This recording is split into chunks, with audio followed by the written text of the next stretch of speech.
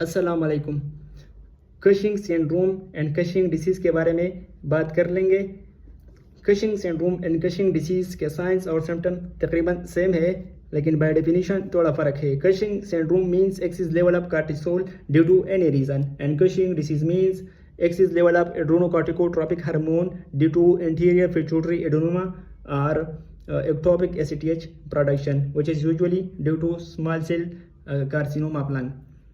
Now signs and symptoms, ये मुख्तलिफ science and symptom है, ये याद करना पड़ेगा।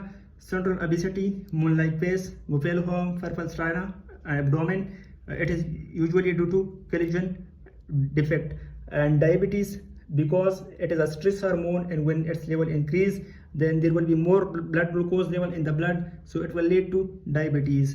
And muscle weakness because it lead to catabolism of proteins. This hormone when present in high amount, it will lead to catabolism of protein to release amino acid for gluconeogenesis because it is a stress hormone, so it will lead to proximal muscle weakness.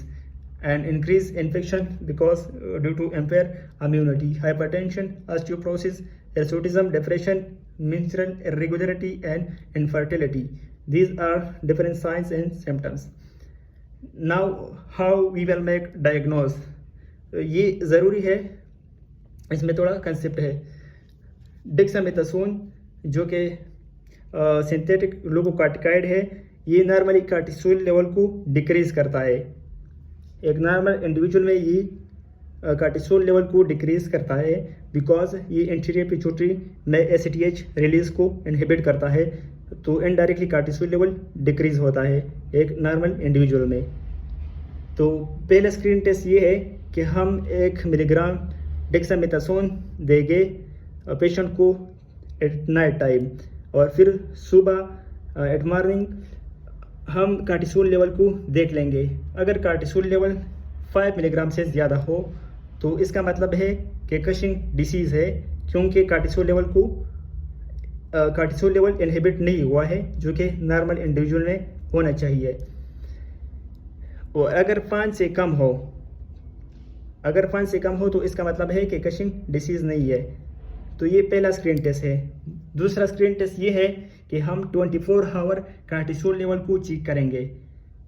अगर ये 4 time greater than normal हो तो इसका मतलब है कि Cushing disease है। तो ये 2 स्क्रीन टेस्ट है जो कि हम करते हैं। फिर इसके बाद हमने कशिंग डिसीज़ को डायग्नोस किया।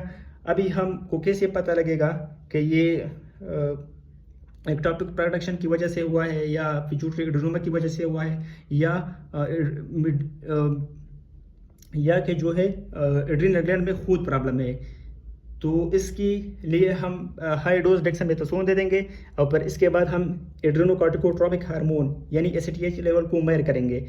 अगर ये कम हो तो इसका मतलब है कि प्रॉब्लम एड्रीनल ग्लैंड में है, और अगर ये कम ना हो ज़्यादा हो तो इसका मतलब है कि एड्रीनल ग्लैंड ठीक है, बल्कि प्रॉब्लम इंटीरियर पिट्यूटरी ग्लैंड में है या एक्टोपिक प्रोडक्शन है।